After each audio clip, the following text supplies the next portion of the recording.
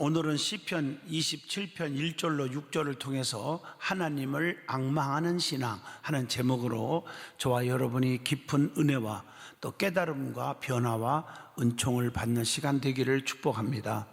세상에서 살아갈 때 낙심하고 좌절에 빠지고 포기하고 또 실패를 거듭하는 경우가 너무 많이 있습니다. 그렇기 때문에 성도는 세상을 의지하는 것이 아니라 사람을 의지하는 것이 아니라 하나님을 바라보고 살아야 합니다.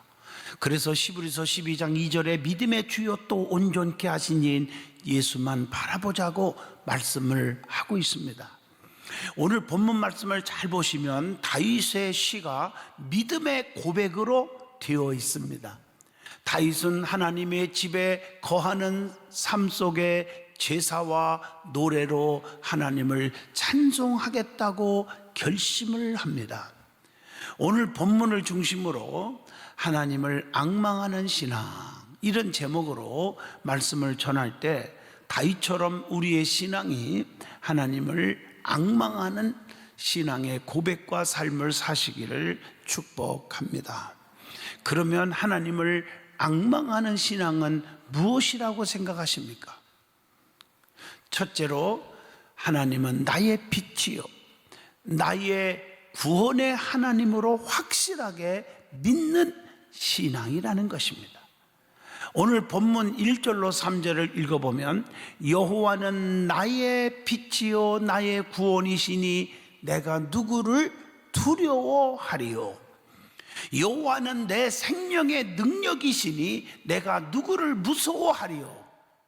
악인들이 내 살을 먹이려고 내게로 왔지만 나의 대적들, 나의 원수들인 그들은 실족하여 넘어졌도다.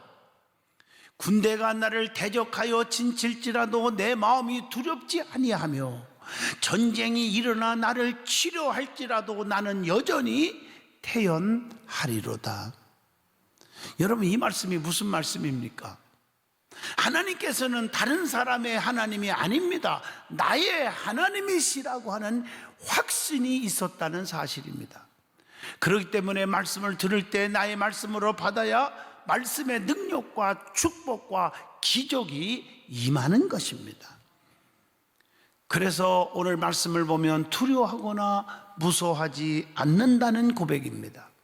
하나님께서는 나의 생명의 능력이시기 때문에 우리가 두려워하지 않는다는 것입니다.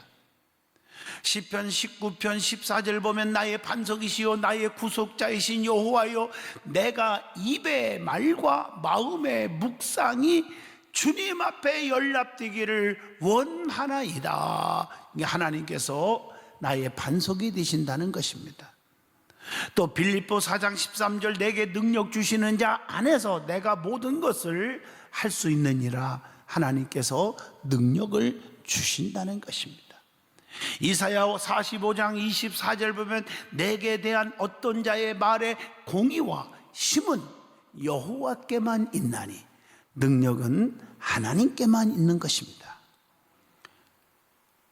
대적들이 나를 죽이려 할 때 그들이 실족하여 넘어졌다고 했잖아요. 본문 2절 말씀. 하나님께서는 의롭게 사는 자를 축복하시고 악인은 어떻게 해요? 멸망시키는 하나님입니다. 출애굽할 때도 자기 백성들은 다 홍해 바다를 건너게 하셨지만 그 하나님의 백성들을 괴롭히고 죽이려고 쳐들어오는 원수들은 다 물로 한 명도 남기지 않고 쓸어버렸다는 사실입니다. 그래서 우리는 악인이 되지 말고 선한 자가 되라는 것입니다. 의롭게 사는 믿음의 사람이 되자는 것입니다. 악인의 마음에는 10가지 특징이 있다고 그래요. 근데 성경을 찾아보니까 특별히 몇백 가지가 있겠지만 그 중에서 요약을 하면 10가지가 있어요. 창세기 6장 5절 보면 악이 가득한 사람이에요. 또 성경에 보면 열왕기하 14장 10절에 보면 교만으로 꽉 차 있어요. 시편 12편 2절에 보면 그들이 이웃에게 각기 거짓을 말하며 아첨하는 입술과 두 마음으로 말하는도다. 마음과 행동이 달라. 두 마음을 품고 살아요. 전도서 8장 11절 보면 악을 행하는데 아주 담대해요. 사람들이 실수하고 잘못했을 때는 조금 두려워하는 마음을 가지고 조금 움츠리면서 악을 행할 때가 있잖아요, 대부분이. 근데 아주 담대해요. 악을 행하는 일에, 거짓을 행하는 일에 담대하다고 성경은 말해요. 에레미야 17장 9절 보면 만물보다 거짓되고 심히 부패한 것은 뭐라? 마음이라. 마음이 부패해요. 에레미야 22장 17절 보면 죄에 대해서 연단합니다. 또 사도행전 5장 3절 보면 마귀에 속해 있다는 것이죠.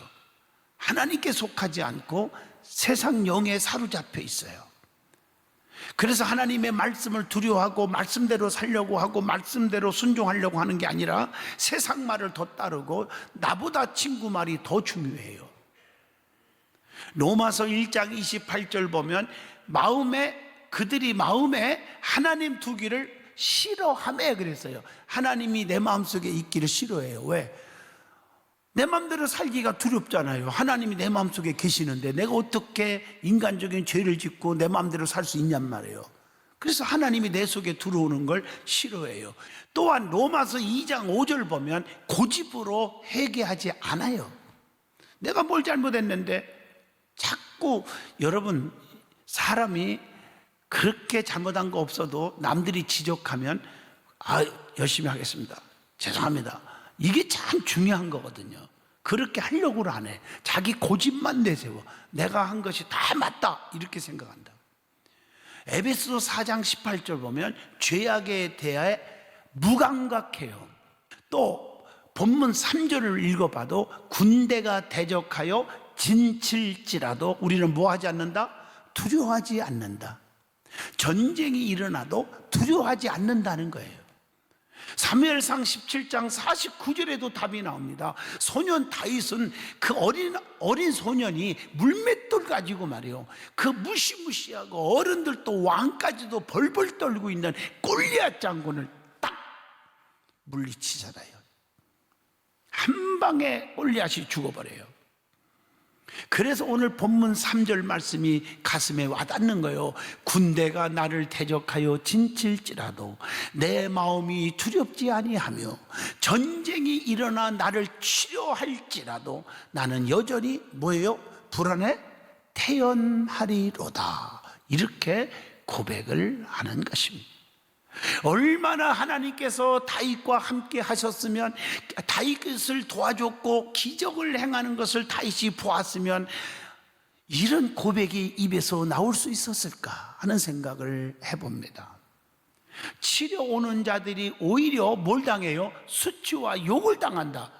저는 이사야 41장 11절을 가지고 엄청나게 목회하면서 위로를 받는 말씀이 있습니다.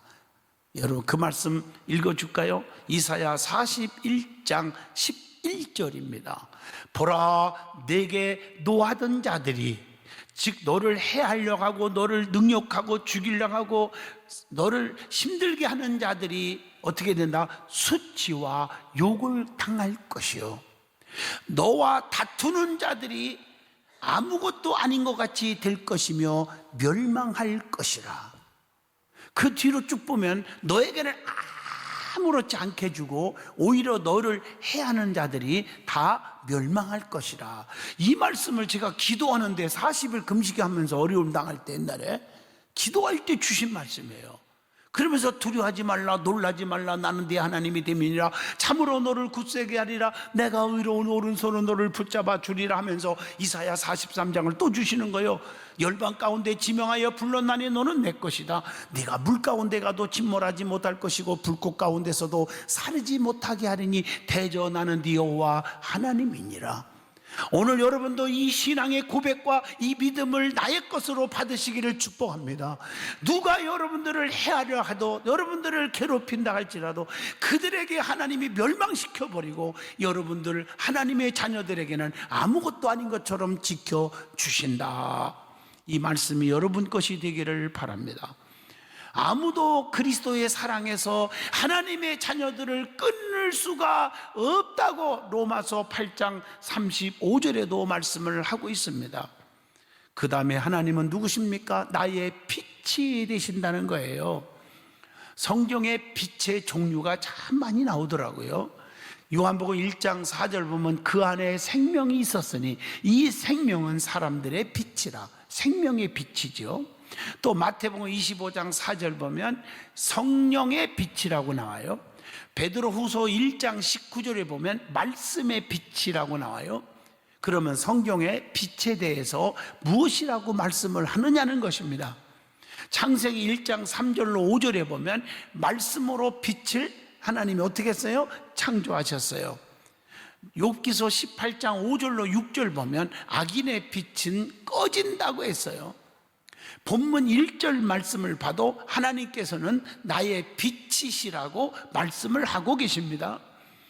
시편 119편 105절 보면 주의 말씀은 내 발의 등이요 내 길의 빛이니이다 라고 말씀합니다. 잠언서 6장 23절을 보면 대저 명령은 등불이요 법은 빛이요 훈계의 책망은 곧 생명의 길이라 이렇게 말하고 있어요.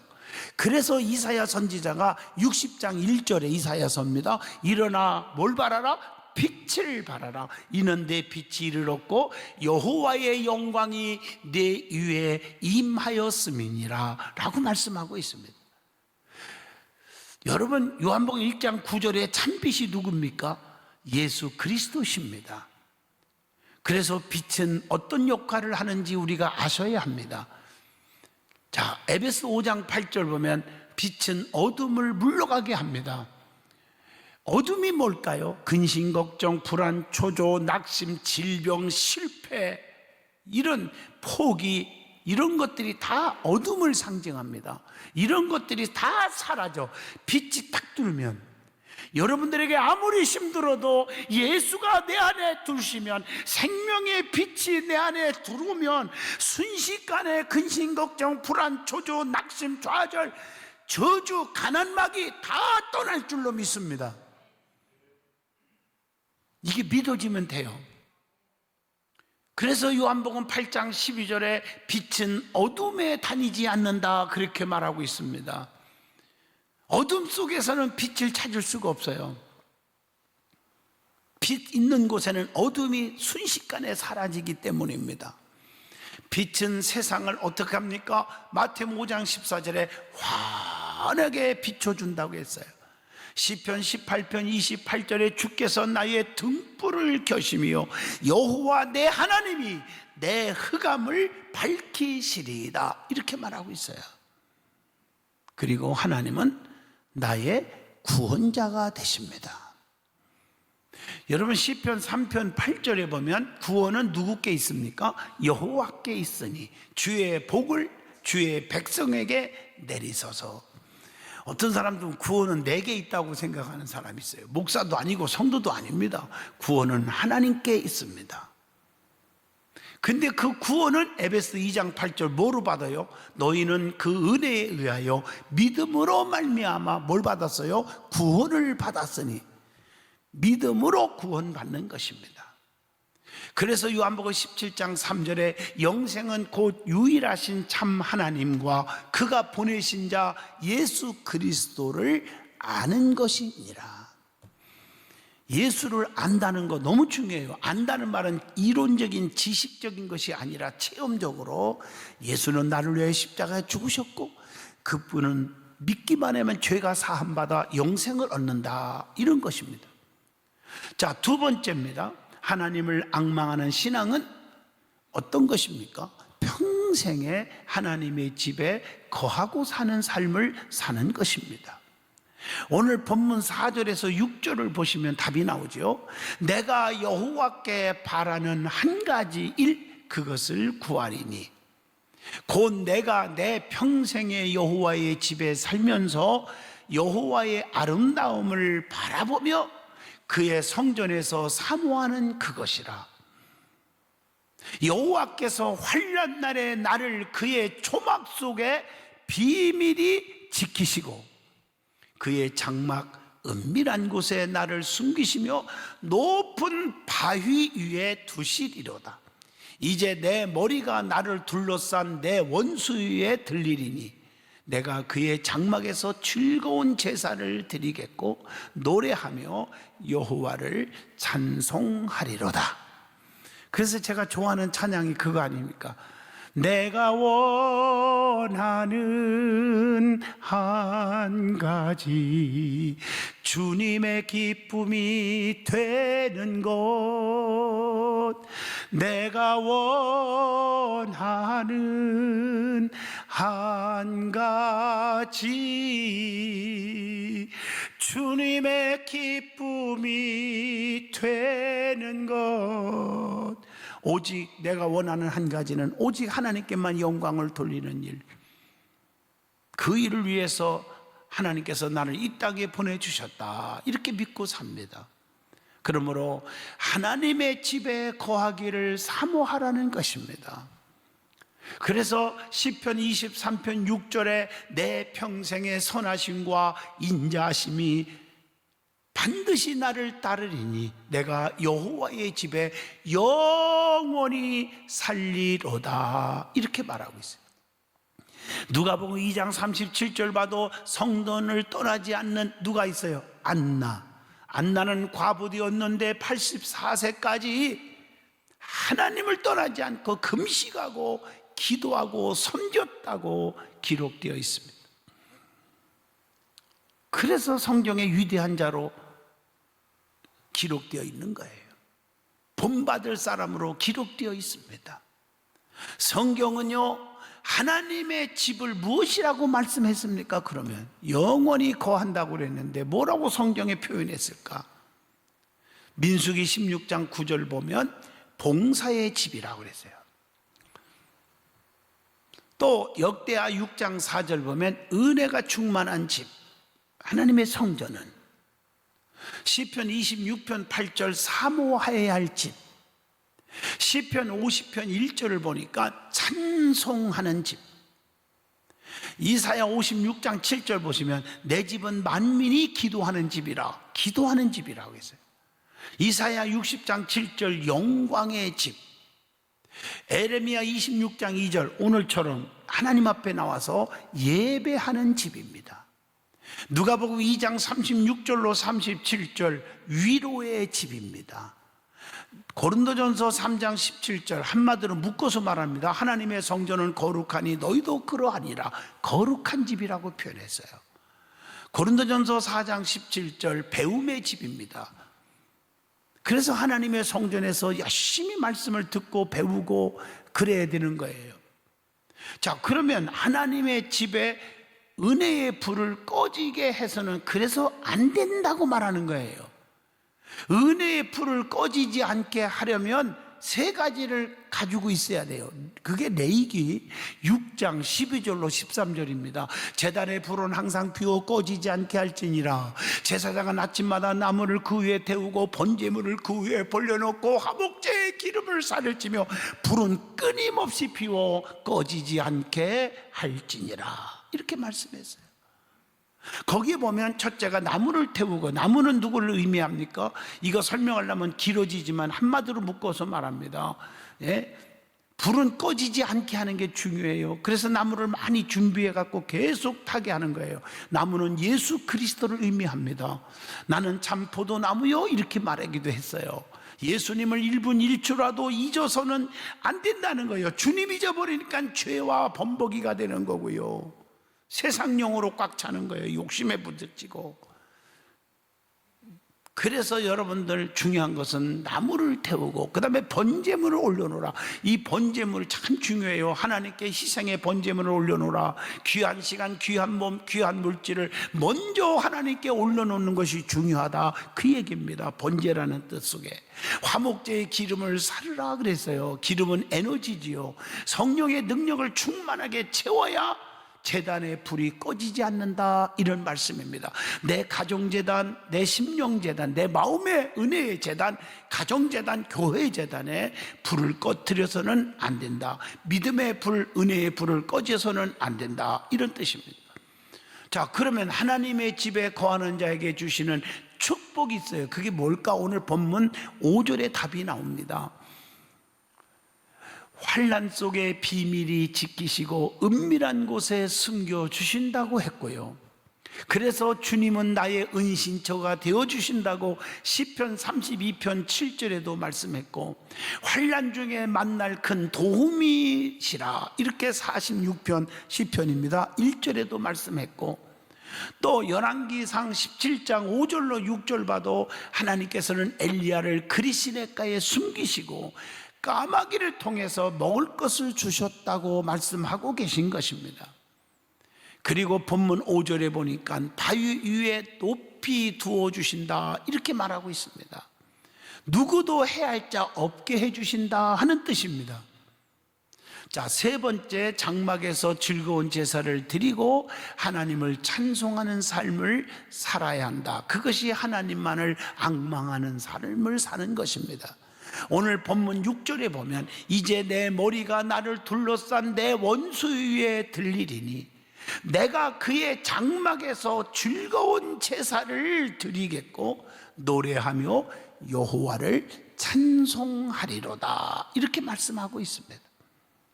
즐거운 예배를 드리는 것은 엄청난 축복입니다.